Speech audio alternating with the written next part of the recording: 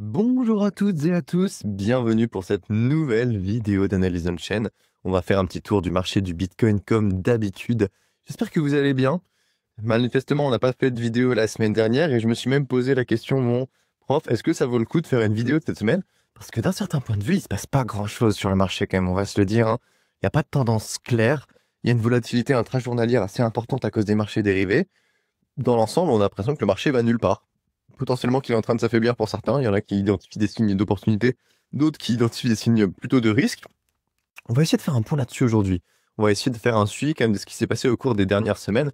Même si dans l'action de prix, il ne s'est pas nécessairement passé grand-chose, peut-être qu'on a des informations au niveau on-chain qui seront un peu plus intéressantes et qui nous permettront d'arriver à une interprétation un petit peu plus évoluée, un petit peu plus avancée que ce qu'on a vu au cours des dernières semaines. Donc on va faire tout ça ensemble aujourd'hui.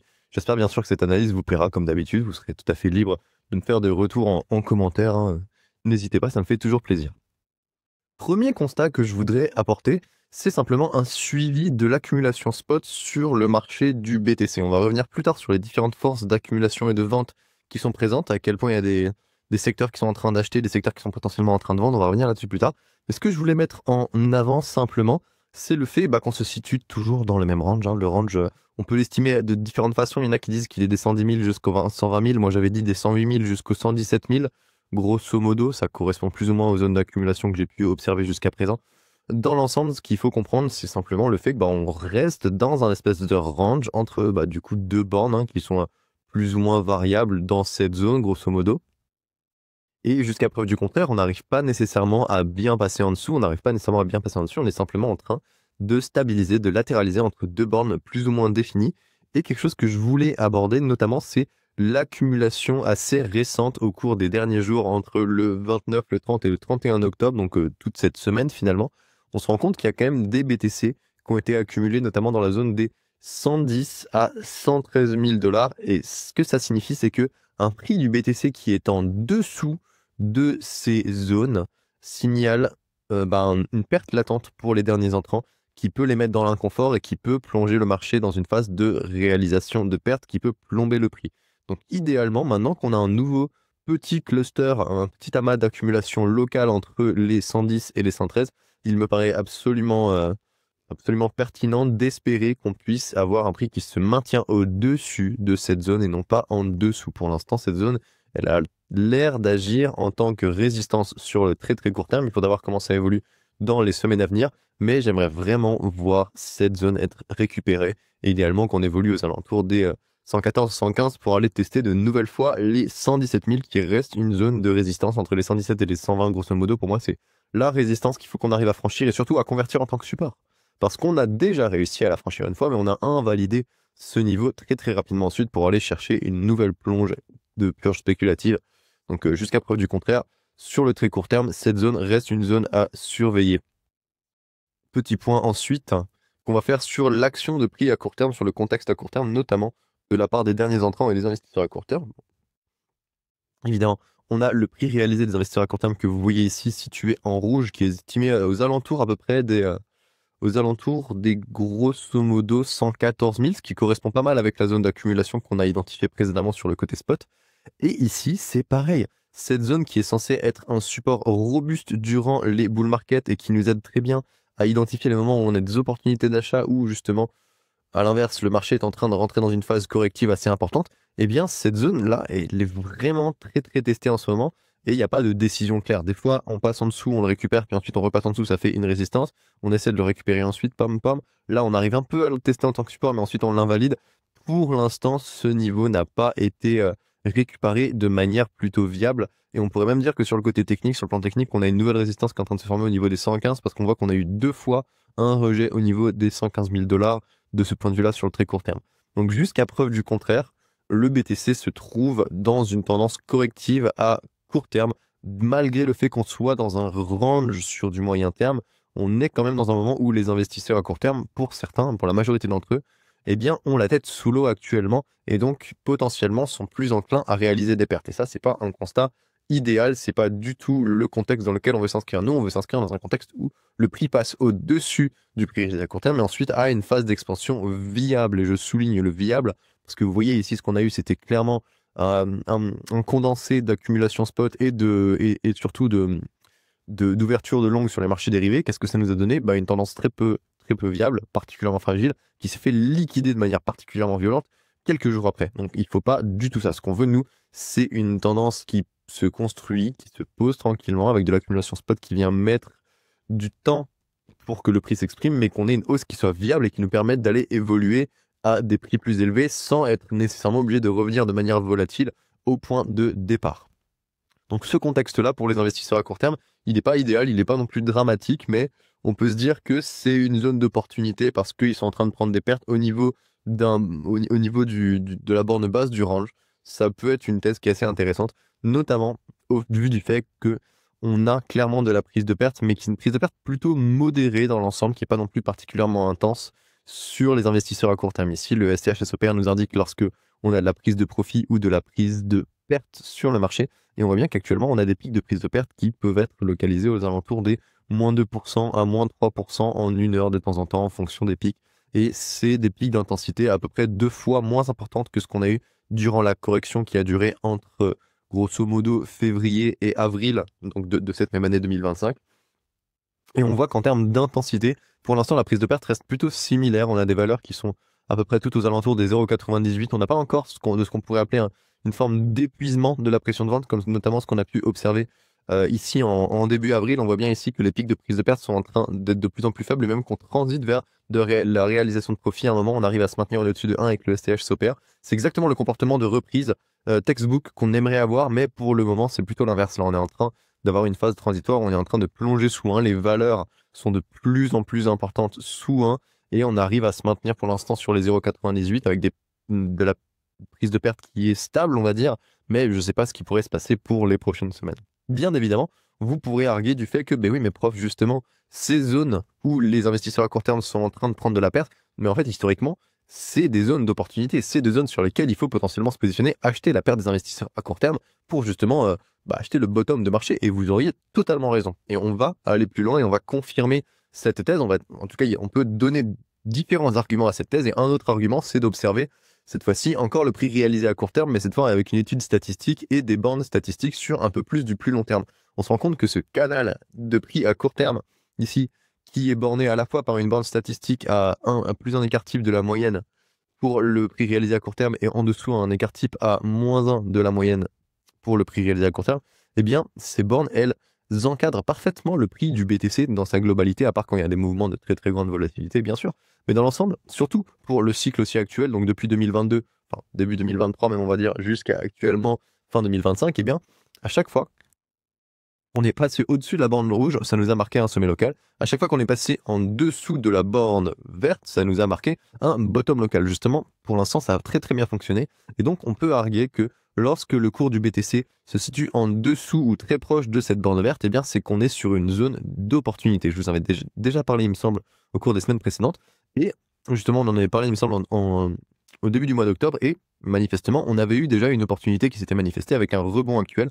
Et donc, on pourrait dire qu'on est déjà entré dans une zone d'opportunité à court terme pour le marché du BTC, où potentiellement il pourrait y avoir des opportunités d'achat assez intéressantes parce que statistiquement, le prix est bas et statistiquement, il est assez éloigné du prix réalisé, du prix moyen d'achat des investisseurs à court terme pour que ça représente une opportunité parce que ces derniers vont potentiellement capituler, réaliser des pertes et ces pertes peuvent être évidemment notre opportunité d'achat. Donc ça, c'est une autre thèse qui donne des arguments pour dire, bon, le marché est un peu dans une phase délétère, c'est vrai, mais ces phases délétères, justement, ce sont des opportunités, et ces opportunités, il faut savoir se positionner, prendre mitiger le risque. Bien sûr, je vous conseillerais toujours de passer, si jamais vous décidez de passer à de l'achat dans ce genre de situation, de passer à de l'achat sur du spot, de ne pas prendre d'effet de levier sur les marchés dérivés. On voit bien, et on en a parlé longtemps ici sur cette chaîne, l'impact qu'ont les marchés dérivés et le vice que ça apporte, enfin le vice, les désavantages que ça apporte à une tendance haussière,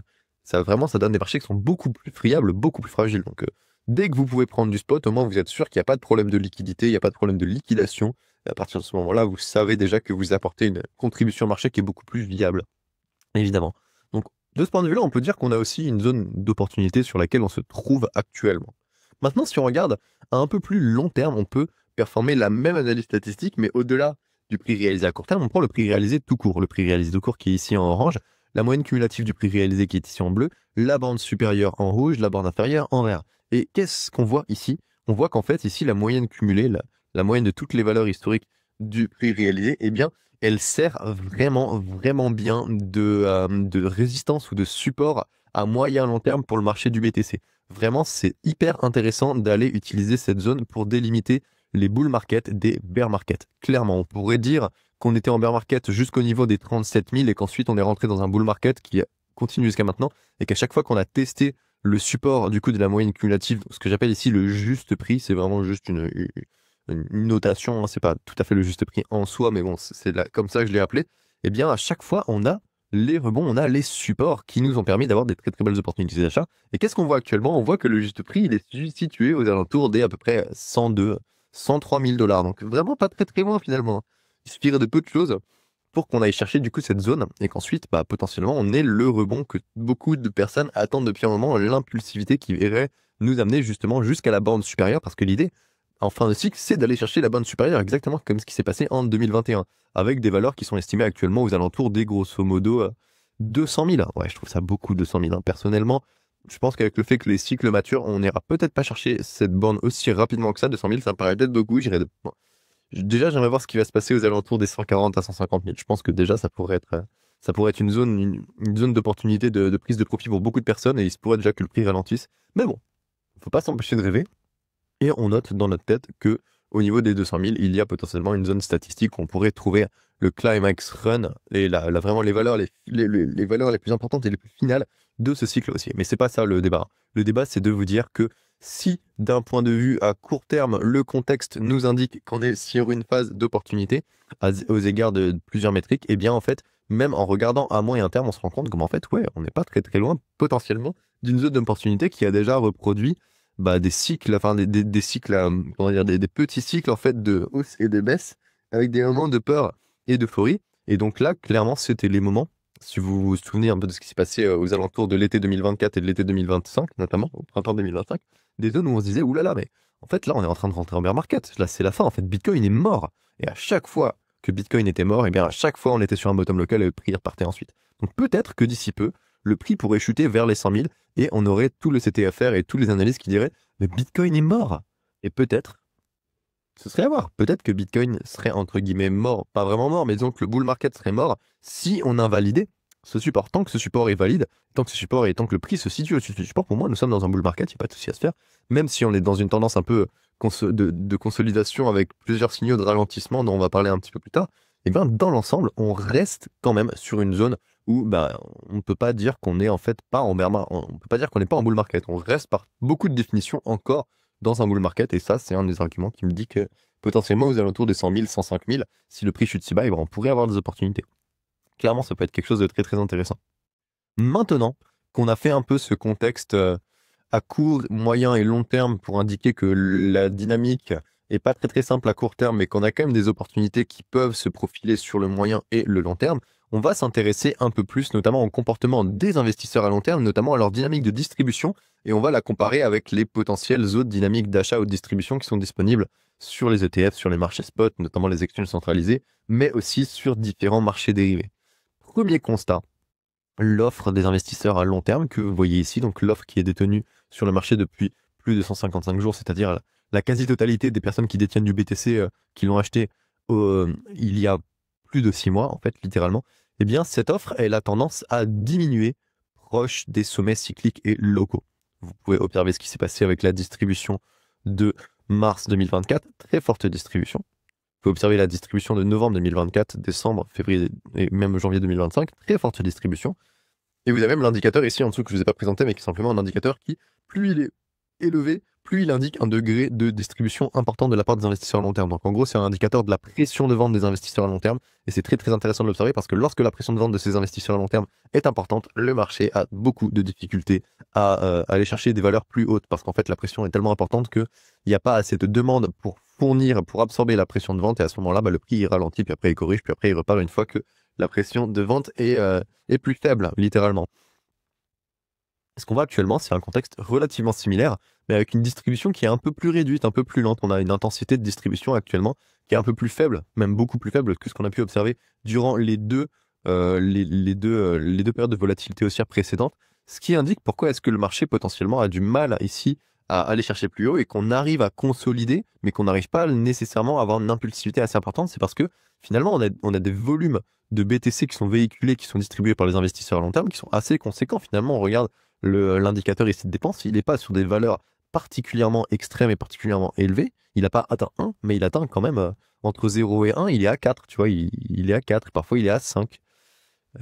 Je me trompe, je vous dis une bêtise, je suis pas en train de lire le bon truc. Il est à 0,57 ou il est à 0,6, voire 0,7, voire même 0,85 une fois. Donc il y a quand même des moments où il nous indique qu'on a une distribution assez importante et manifestement, les investisseurs à long terme sont encore en train de prendre des profits, encore en train de distribuer maintenant. Et c'est à mon avis une des choses, un des éléments les moins mentionnés par les analystes aujourd'hui, mais qui explique le mieux pourquoi est-ce que le prix il a du mal à aller chercher de l'expansion et pourquoi le prix il est un petit peu plombé. Donc vous ajoutez à ça le fait que les marchés dérivés, malgré la purge, sont encore assez influents et que du coup les hausses soient peu viables, et vous avez les ingrédients de pourquoi est-ce qu'on a du mal à augmenter actuellement sur le prix du BTC. C'est simple. Il n'y a pas assez de demande spot. Par contre, de l'offre et de la distribution spot avec les investisseurs à long terme, il y en a pas mal. Et il y a encore de la demande sur les marchés dérivés et ça fragilise les hausses. Donc à chaque fois qu'on a une hausse, c'est simple. Elle va être vendue par les investisseurs à long terme, elle va être achetée par les spéculateurs à court terme. Les spéculateurs à court terme vont ensuite se faire liquider quand le prix va redescendre. Et ça va amener en fait comme ça un cycle de hausse pas viable et ensuite de correction très très violente. Pour l'instant, c'est ce qu'on est en train d'observer. Peut-être que ce ne sera pas le cas d'ici les prochaines semaines et que cette structure, cette dynamique va changer. Je l'espère de tout cœur, en fait, pour être honnête, mais factuellement, on s'inscrit vraiment dans un contexte très très similaire à celui-ci. Donc il y a peut-être d'autres facteurs à prendre en compte, je suis absolument d'accord là-dessus, potentiellement des facteurs macroéconomiques avec ce qui se passe, notamment avec la Fed, avec les taux, tout ça. 100%. 100% que ça doit être valide, mais il y a aussi beaucoup de dynamiques intrinsèques au marché du BTC qui rentrent en jeu dans la dynamique actuelle et il ne faut absolument pas les ignorer. Maintenant qu'on a observé un peu le comportement de distribution des investisseurs à long terme, on va se poser la question, peut-être que ce comportement, il est compensé par, je sais pas, la demande sur les ETF. Ouais, je voulais passer là-dessus. Je passerai là-dessus. Ouais, je vais passer là-dessus maintenant. Vous savez quoi? J'ai pas respecté mon script, c'est pas grave. On a observé le comportement de dépenses des investisseurs à long terme. Ça, c'est une des dynamiques qui structurellement est en train de ralentir le prix. D'accord, ok. Très bien.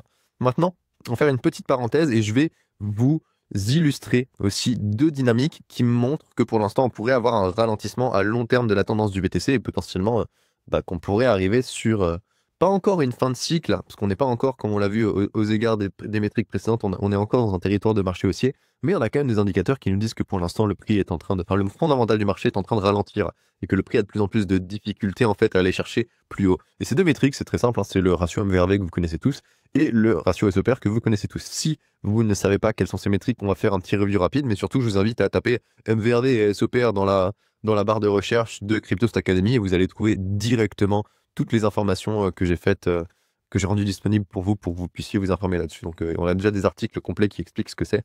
Il y a plusieurs vidéos. Dans tous les cas, si vous avez des questions, vous pouvez bien sûr aussi m'écrire directement en lien privé.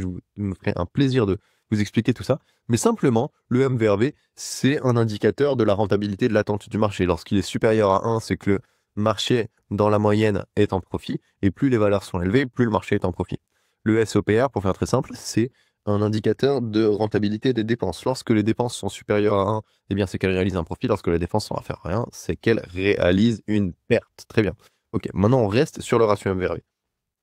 Une dynamique qui est très connue et que j'ai beaucoup détaillée, notamment dans la formation on-chain. Pour ceux qui ont déjà suivi la formation on-chain, qui ont fait partie de la première cohorte, vous savez très bien de quoi je vais parler. C'est simplement le fait que on a la valeur perçue du marché, qui est le prix, et la valeur fondamentale du marché, qui est ici le ratio MVRV, la rentabilité du marché. Et il existe des moments où ces valeurs convergent et ces valeurs divergent. Et la majorité du temps, ce qu'on observe, c'est que lorsque les valeurs convergent à la hausse, on a une expansion et le marché est en train de créer de la valeur, est en train de pousser plus haut. Ensuite, à un moment, le prix va continuer d'augmenter alors que la valeur, le fondamental du marché, elle va commencer à baisser. C'est-à-dire que alors que le prix est en train d'essayer de pousser plus haut, finalement, la rentabilité moyenne du marché, elle commence, elle, à chuter. Et une fois que ça arrive, en fait, on a déjà un comportement de convergence haussière, ensuite de divergence baissière, et ensuite, ça amène nécessairement une convergence baissière. Le prix donc la valeur perçue du marché, s'aligne avec la valeur fondamentale, et à partir de ce moment-là, on a une correction. Pour très très bien illustrer cette dynamique, on a notamment le sommet de distribution de Wyckoff de 2021, qui est vraiment un cas d'école très très intéressant. Ici, vous pouvez vraiment bien voir ce que je vais vous expliquer. Vous observez ici convergence haussière avec des valeurs de plus en plus hautes.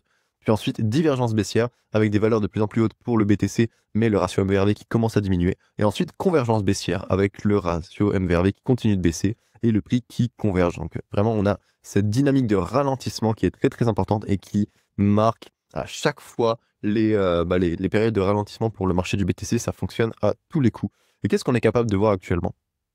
On est capable de voir quelque chose sur une échelle un peu plus grande, hein, on se l'accorde, mais quelque chose d'extrêmement similaire. Le prix il continue d'augmenter actuellement, mais pourtant les valeurs du ratio MVRV, elles sont en train de chuter. Donc on a le fondamental du marché qui est en train de ralentir, alors que le prix est en train d'augmenter. Et je pense que ce qu'on est en train d'observer actuellement, eh bien, c'est potentiellement justement cette fin de divergence. Donc on a eu la convergence, maintenant on est en train de diverger, et je pense qu'on est en train potentiellement de faire une fin de divergence et début de convergence baissière. C'est un autre scénario. Donc il y a le scénario que j'expliquais plus tôt où on arrive à se maintenir au-dessus des 100 000 et on a une opportunité d'achat assez intéressante et hop là on rebondit parce qu'on est encore en territoire baissier. Et il y a l'autre scénario, c'est le scénario de la convergence baissière du fondamental du marché et du prix, où justement en fait on va aller finalement au bout d'un moment invalider le support qui est identifié ici aux alentours des 100 000, et dès qu'on l'invalide, on rentre dans une dynamique de marché baissier. Et une fois qu'on va le tester, si on le teste en plus en tant que résistance comme ça a été le cas en mars 2022, et bah là boum, marché baissier, et on ira chercher des opportunités d'achat, notamment sur les bandes statistiques basses, une fois que le marché aura bien corrigé et qu'on aura vraiment des prix qui seront en solde. Donc ça, c'est l'autre thèse qui peut être intéressante à souligner, c'est le fait que pour l'instant, le marché est en train d'avoir des signes d'affaiblissement structurel assez importants, et que ça, il ne faut pas du tout l'ignorer non plus. Ça peut être quelque chose qui peut vraiment être très important en termes de moteur de marché, notamment pour un ralentissement et potentiellement une transition vers une fin de marché haussier, ce qui n'est pas encore acté. Je souligne que pour l'instant, ce qu'on observe, ce sont des dynamiques qui soutiennent différentes thèses, mais aucune de ces thèses n'a encore été validée par des preuves empiriques. On est simplement sur de la spéculation sur ce qui pourrait se passer. Actuellement, je vous décris un peu ce qui se passe sur le marché et je fais aussi un peu de spéculation sur ce qui pourrait potentiellement se passer dans les semaines à venir, et tout va dépendre de ce qui va se passer. Il est impossible actuellement de valider ou d'invalider une de ces thèses. Ça reste tout à fait des théories et on verra ce que l'avenir nous réservera. Comportement très similaire avec le ratio SEPR qui nous a indiqué des pics de prise de profit assez importants au cours notamment de mars 2024, novembre 2024, fin 2024, et aussi ici en juillet 2025. Donc on voit bien qu'ici il y a eu de la prise de profit assez conséquente, et cette prise de profit a amené une pression de vente suffisante pour faire ralentir le marché. On observe en plus parfois sur les unités de temps un petit peu plus petites encore la même structure de ralentissement et de divergence. Regardez, ici le prix est en expansion, convergence haussière du ratio SEPR, donc une autre valeur fondamentale du marché et du prix. Et ensuite, alors que le prix est en train de continuer d'augmenter, eh bien le ratio SEPR commence à indiquer des valeurs de plus en plus faibles. Et à mesure que lui est en train de diverger du prix, le prix va venir converger, cette fois-ci à la baisse, avec le ratio SEPR. Donc regardez, on a encore exactement le même cas de figure. Convergence, divergence, convergence. Exactement la même chose.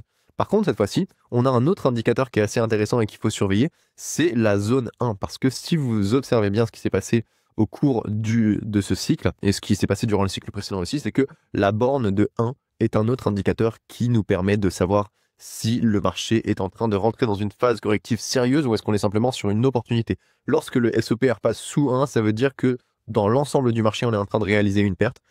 Ça correspond parfaitement bien avec ici ce qu'on a vu, le fait que le marché passe sous la moyenne historique du prix réalisé. Donc en gros, c'est deux valeurs qui sont très très intéressantes à regarder en tandem. Et tant qu'on se maintient au-dessus du STH, du SEPR égale 1, on peut même passer un petit peu en dessous, tant qu'on arrive à le récupérer et à rebondir dessus, eh bien ça nous donne une nouvelle impulsion pour le marché. Hop là, on arrive avec la phase corrective sur ce niveau-là, ensuite on rebondit et boum, on repart dessus. Du coup, il y a des stratégies assez intéressantes qui consistent à vendre les pics haussiers du SEPR, puis ensuite à attendre qu'il corrige et ensuite racheter aux alentours de 1. Ça a pas mal fonctionné depuis à peu près 2 ans, c'est une stratégie qui était assez viable. Et donc, on pourrait aussi arguer que tant qu'on reste au-dessus de 1, il n'y a pas de souci. Donc, de ce point de vue-là, on pourrait attendre en fait un nouveau test de 1, et si on arrive à passer en dessous de 1 de manière plutôt prolongée, un peu comme ce qui s'est passé notamment ici en début 2021, grosso modo, c'est à peu près ce contexte-là, eh bien on voit à ce moment-là que le marché, il n'arrive pas à se maintenir au-dessus de SEPR égale 1, on rentre dans une phase de prise de perte structurelle et à partir de ce moment-là, c'est clairement le bear market et c'est l'hécatombe et on va aller chercher des opportunités d'achat très très intéressantes lorsqu'on a des pics baissiers du SOPR. Donc ça, c'est aussi quelque chose qu'on monitorera. Si jamais on commence à rentrer en bear market, dans tous les cas, vous le saurez, on identifiera ça ensemble et surtout, on identifiera les opportunités très très intéressantes au niveau des capitulations locales qui seront signalées par ce SOPR. Voilà la petite parenthèse que je voulais vous présenter par rapport à la dynamique qui était déjà en cours de distribution des investisseurs à long terme. On a aussi des indicateurs comme le MVRV et le SOPR, des indicateurs plutôt simples, mais qui nous permettent de comprendre qu'on a aussi un ralentissement structurel sur différentes autres dimensions fondamentales du marché. Ça, c'était quelque chose que je voulais souligner aussi. Maintenant, on va finir en se demandant, ok, bon, le prix, pour l'instant, il est un peu le cul entre deux chaises. On reste quand même sur des valeurs qui sont dans un range ok, mais on a de la difficulté à aller chercher vraiment plus haut, notamment parce qu'on a de la distribution de la part des investisseurs long terme, aussi parce que les marchés dérivés continuent de foutre le sbeul un peu partout.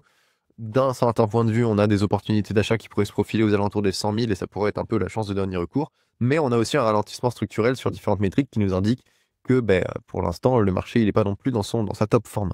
Donc on a un peu des signaux contradictoires, on ne sait pas exactement encore où est-ce que ça peut aller. Pour l'instant, le marché, il arrive à se mettre dans une zone un peu floue où on n'est pas clair que c'est la fin du bull market, mais on a l'impression qu'on a quand même un stade d'affaiblissement assez important. Donc pour l'instant, ce qui décrirait le mieux le marché, je pense que c'est l'incertitude et l'indécision. On a des signaux qui sont divergents, même les investisseurs sont pas particulièrement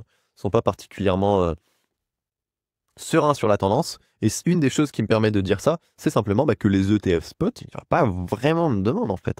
On a des opportunités très intéressantes. Si on regarde aux alentours de fin septembre, début octobre, au même niveau de prix, les investisseurs les investisseurs institutionnels, ils avaient commencé déjà à acheter du BTC, donc ils étaient plutôt intéressés. Et là, on se rend compte qu'ils ne sont pas du tout intéressés. Pour le coup, c'est plus du tout intéressant pour eux. Ils ne sont pas à l'achat, il n'y a pas de demande spot pour les ETF. Et ça, c'est un des signes que pour l'instant, potentiellement, il n'y a pas assez de demandes pour stimuler vraiment une hausse viable du marché. D'un autre côté, si on observe les exchange spots, notamment Binance, ici en orange, on se rend compte que, bizarrement, Binance achète énormément de BTC en ce moment. Alors, je dis énormément, mais si on compare avec les flux d'achat qu'il peut y avoir de Binance au cours de différentes périodes, on se rend compte qu'on est quand même actuellement sur des valeurs qui sont des valeurs plutôt élevées. On a peut-être 5 ou 6 itérations maximum de valeurs aussi élevées que celles actuelles depuis 2023. Donc, pour l'instant, la pression de demande sur l'exchange spot de Binance est particulièrement importante. Donc, je ne sais pas s'ils savent quelque chose que je ne sais pas. Mais en tout cas, ils sont en train d'accumuler du BTC de manière assez conséquente en ce moment. Coinbase, de leur côté, ils ne sont pas particulièrement en train d'acheter. Ils ont un petit peu de vente, mais bon, ils ont 141 BTC de vente par jour, alors que Binance achète 1500 BTC par jour. Donc en net, on a quand même une demande de plus de 1000 BTC par jour depuis quelques jours sur les exchange spots. Et ça, c'est quelque chose de particulièrement positif. Maintenant, il faudrait que cette tendance puisse se maintenir et qu'elle puisse alimenter une hausse de manière viable. Ça, c'est encore autre chose. Mais bon, on ne crache pas dans la soupe. C'est quelque chose qui est agréable. Et enfin, on a les marchés dérivés, notamment les futures donc sur Binance et Bybit, qui sont les deux plus grosses exchanges centralisées qui offrent des volumes sur le futures. En gros, ouais, je pense qu'ils ont même plus de volume que Hyperliquid, je pense. Il faudrait que j'aille vérifier, c'est pas certain. Si vous êtes capable de me confirmer que Hyperliquid fait plus ou moins de volume que Bybit et Binance, ça m'intéresserait d'ailleurs. N'hésitez pas à aller chercher l'info si vous voulez, si vous avez un petit peu de temps ce week-end. Mais ce qu'on observe, c'est que autant Binance, comme on l'a vu sur les marchés spot, il y a pas mal d'accumulation et tout, ça a l'air intéressant. Autant, en fait, sur les marchés futures, Binance sont encore en train de vendre et ils vendent plus. Après, quand je dis Binance, souvenons-nous toujours que c'est pas Binance en soi, c'est les utilisateurs de Binance, bien sûr, qui placent ces ordres. Binance ne fait que gérer les ordres des utilisateurs de sa plateforme, évidemment. Mais dans l'ensemble, on observe quand même qu'il y a une pression de vente sur les exchanges futures qui est assez importante. Si on regarde en net, on est à moins 2300 BTC de vente nette pour la journée d'hier, alors qu'on est à plus 1500 pour le spot. Donc en fait, même si on a de la demande spot sur les exchange spots, en fait, sur les marchés futures, on a une pression de vente qui est encore plus importante. Et comme il n'y a pas particulièrement de demande de la part des marchés dérivés et qu'on a les investisseurs à long terme qui sont en train de distribuer sur les marchés spot en même temps, ça nous crée une dynamique où finalement, il n'y a pas énormément de demandes pour stimuler la hausse actuellement. Et voilà qui fait le tour de ce que je voulais vous présenter aujourd'hui. C'est une vidéo un peu plus longue que d'habitude. J'espère que vous l'apprécierez et que vous arriverez à la suivre jusqu'au bout. J'espère avoir été clair. N'hésitez pas à me refaire des petits retours en commentaire sur les différentes dynamiques que j'ai évoquées. Je sais que j'ai j'ai fait un tour de pas mal de choses et que j'ai évoqué des dynamiques à la fois à court terme, à la fois à long terme, avec pourquoi pas même des tests d'opportunité et des tests de ralentissement et d'entrée en bear market ou du moins de fin de bull market. Mon but, c'était d'essayer de faire un tour global de ce qui se passe en ce moment et de prendre plusieurs dimensions à la fois. Donc j'espère que j'ai vraiment réussi à synthétiser à la fois les différentes dynamiques à court et long terme, les différentes thèses qui pourraient soutenir un biais haussier et les thèses qui peuvent soutenir aussi un biais baissier. Ça nous permet à la fois d'être prêt pour les deux éventualités. Si jamais demain le prix il explose à la hausse, on aura des éléments qui nous permettent d'expliquer pourquoi. Si jamais le prix demain il explose à la baisse, on aura aussi des éléments qui nous permettent d'expliquer pourquoi. Et voilà, je veux qu'on soit capable de jouer sur les deux tableaux et qu'on ne se fasse pas surprendre par le marché si jamais il y a une dynamique vraiment volatile ou vraiment une dynamique structurelle qui commence à s'installer, que ce soit à la hausse ou à la baisse, une fois qu'on aura vraiment réussi à passer le range dans lequel on évolue, parce que pour l'instant, on est encore en train de phase de consolidation et de range, même si on a l'impression qu'on ralentit. Voilà, c'est tout ce que j'avais à vous présenter. J'espère que ça vous plaira et je vous souhaite un excellent week-end et on se retrouve la semaine prochaine pour une nouvelle vidéo. À la prochaine. Ciao, ciao.